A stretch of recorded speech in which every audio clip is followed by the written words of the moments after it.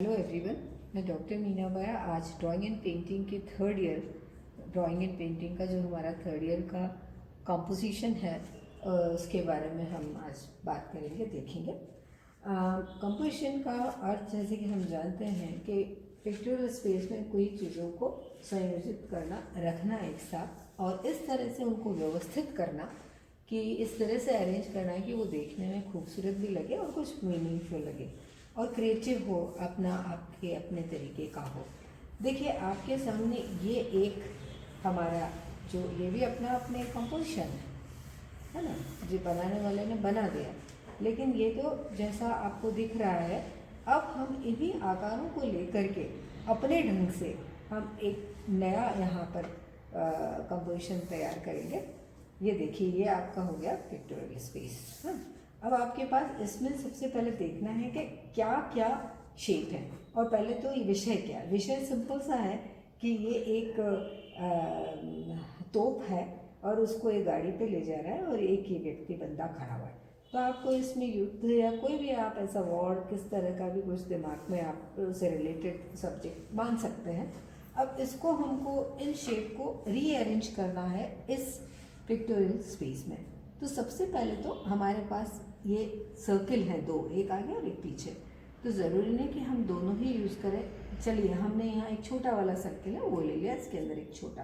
अब हमने ये जो सर्किल है इसको हमने दबा के ओल शेप में कर दिया, क्योंकि आप साइड से देखोगे तो ये सर्किल ऐसा भी दिख सकता है ना। अब हमारे पास ये आ गया।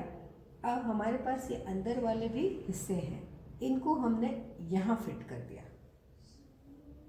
इस तरह से।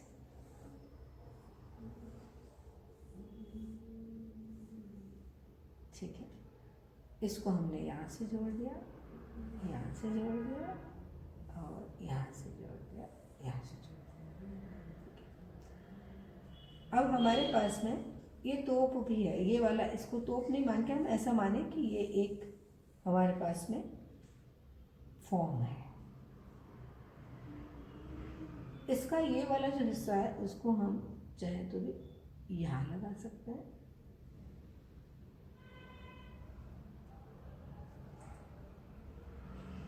बाहर आ सकता है।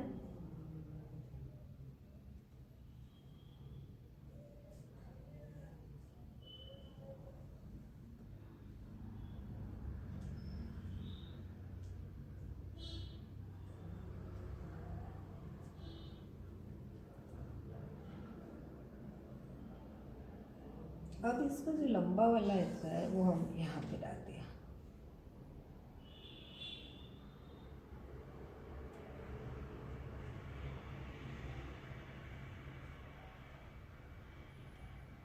हमारे पास बहुत सारे ऐसे गोल गोल हैं, उसको हमने यहाँ फिट कर दिया।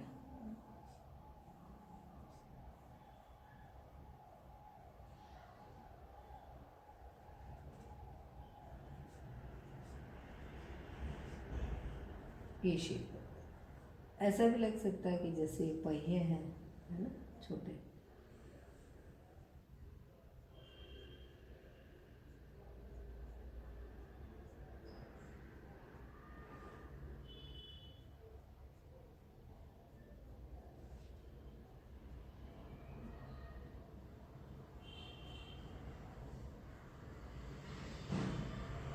ये हो गया। इसमें ऐसी डिज़ाइन हो सकती है। पीछे वाला एक और पहिया है हमारे पास, उसको हम यहाँ ऐसे ही गोल करते हैं। हमारे पास फिगर भी है, ह्यूमन फिगर है, उसको हम चलो यहाँ पे इस तरह से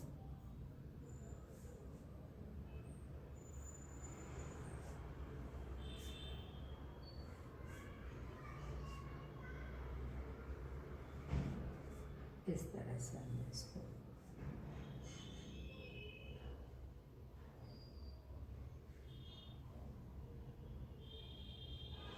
यहाँ पे इस तरह से आगे।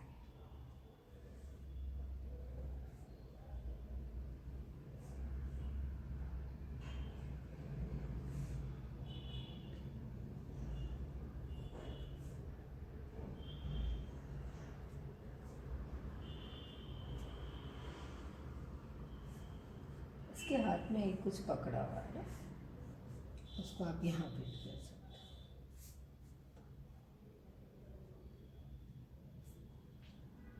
अब ऐसा लग रहा है जैसे इसके ऊपर बहुत फास्ट ऐसे जा रहा है, इसके ऊपर ये फिगर चल खड़ा हुआ है, और ये मूवमेंट भी इसमें अपन दिखाने के लिए ऐसा कर सकते हैं।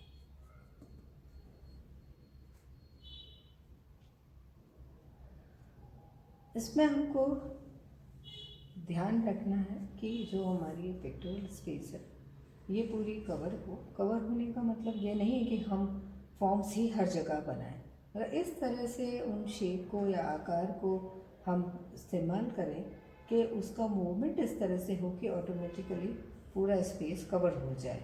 जैसे कि हम कई बार बात करते हैं कि ये ट्रायंगल है, यदि ये हमने यहाँ पर बनाया तो लगता है कि इधर की तरफ मूवमेंट हो रहा है ना। यदि यहाँ नहीं कुछ भी बनाया तो भी ये जगह अपने आप कवर होती हुई लगती है, और गोला है तो वहीं की वहीं नज़र घूमती रहती है। तो आप इस तरह से हमेशा ध्यान रखें कि कहाँ हमको क्या आकार इस्तेमाल करने हैं ताकि आगे की जो हमारी स्पेस है वो कवर रहे, है ना।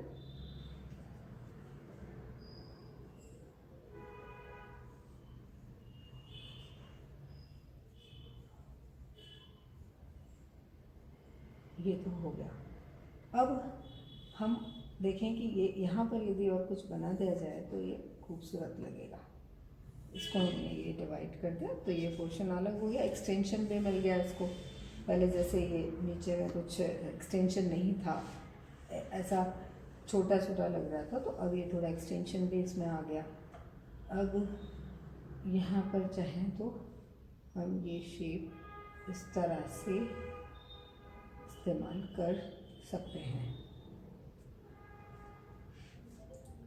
अब अभी जो हम बना रहे हैं वो पेंसिल से, लेकिन जब आप कलर भरेंगे ना तो उसका और अलग इम्पैक्ट आएगा, क्योंकि कलर के साथ जो है हमारा टेक्सचर्स और एक दूसरे के जो कलर हैं, जैसे कि रेड के अगेंस्ट आप कौन सा भर रहे हो या ब्लैक के अगेंस्ट कौन सा भर रहे हो, तो उससे भी एक अलग तरह का उसमें इम्पैक्ट पैदा होता है।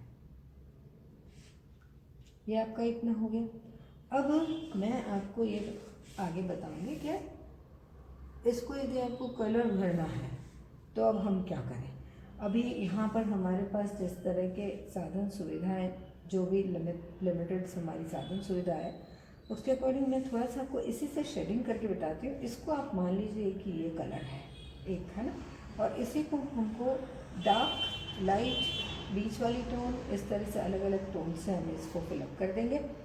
और ये मान के चलिए कि मोनोक्रोम यानी एक ही कलर स्कीम में हम काम कर रहे हैं, क्योंकि कलर स्कीम आपको पता है मैंने 5 तरह की आपको मेनली कलर स्कीम बताई थी। एक्रोमेटिक होता है, उसके बाद में मोनोक्रोम होता है, एनालॉगस होता है, फिर कॉम्प्लीमेंट्री होता है और मल्टी कलर स्कीम होती है।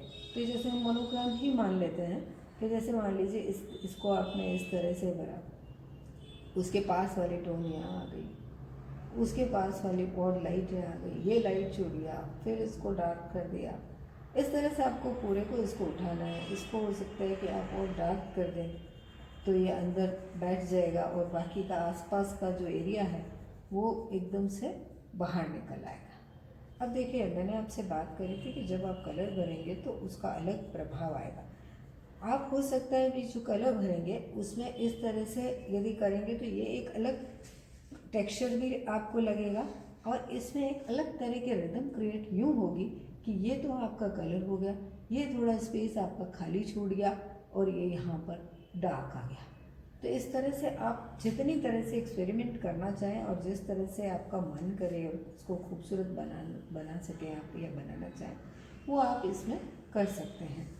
पर उसके लिए आपको कलर को हाथ में लेना पड़ेगा और आप उस अभ्यास आपको करना पड़ेगा। अब ये जैसे एक छोटा सा मैंने उदाहरण लिया, इसी तरह से यहाँ पर जैसे मान लीजिए आपने कोई डार्क कलर ले लिया, फिर उसका लाइट, फिर उसका लाइट, तो 3 आपको शेड मिल जाएंगे। आपको यदि उससे भी ज़्यादा शेड करने हैं तो इसमें अलग भरिए, इसमें थोड़ा सा वेरिएशन ले आइए, इसमें और वेरिएशन ले आइए, और यहाँ 3 में अलग और वेरिएशन ले आइए। तो आपको यहाँ 6 लगते हैं कलर टोन्स आ जाएंगे, और वो एक दूसरे को कॉम्प्लीमेंट करते हुए भी होने चाहिए और प्लस रिदमिक एक दूसरे से जुड़े हुए लगने चाहिए, ऐसे पीसेस नहीं लगने चाहिए, टुकड़े नहीं लगने चाहिए, एक दूसरे से जुड़ाव होना चाहिए, इसमें हार्मनी होनी चाहिए। इन सब की बातों का आप ध्यान रखते हुए मैं सोचती हूँ कि आपको एक बार मोटी मोटी चीज़ें तो इतने दिन से हम काम कर रहे हैं और समझ में आ ही रहा होगा और आ ही गया होगा कि किस तरह से कलर के शेड्स बनाने हैं और भरने हैं। आप रेड कलर एक ले लीजिए अब की बात, और इधर जैसे मान लीजिए ब्लैक ले लिया और एक ही वाइट ले लिया। अब इस ब्लैक में धीरे धीरे रेड की आप टोन रेड की क्वांटिटी बढ़ाते जाइए, यहाँ आते हुए आपको प्योर रेड मिल जाएगा। फिर इसमें धीरे धीरे वाइट की क्वांटिटी बढ़ाते जाइए, लास्ट में जाते जाते प्योर वाइट बच जाएगा। इस तरह से जो आपको टोन्स मिलेगी वही काम आपको यहाँ करना है कि यहाँ हम समझने के लिए अलग अलग टोन्स बना रहे हैं और उन्हीं टोन्स में हो सकता है कि आपको यहाँ एकदम डार्क वाला अच्छा लग रहा हो, उसके बाद में आपको कोई मिडिल कोई सी भी टोन अच्छी लग रही हो तो वो आप यहाँ भर सकते हो। इस तरह से आपको टोन्स के साथ एक कलर ले लीजिए, तो उसके साथ मेन कलर जो हमारे होते हैं सेकेंडरी प्राइमरी कलर होता है, रेड होता है, ब्लू होता है एंड येलो होता है। इन कलर में से आप जैसे आपके पास रेड ले लीजिए और उसमें ब्लैक और वाइट का मिक्स करते हुए उसको कम या ज़्यादा करते हुए अलग अलग टोन्स बना करके कंपोजिशन तैयार करके और फिर बताइए। और बराबर वीडियो देखते रहिए और सब्सक्राइब भी करिए, और इसकी सूचना मुझे व्हाट्सएप जो ग्रुप है जिससे आपको लिंक मिलता है उस पर ज़रूर दीजिए। आपकी जो अटेंडेंस है उसी से काउंट होगी। Thank you so much.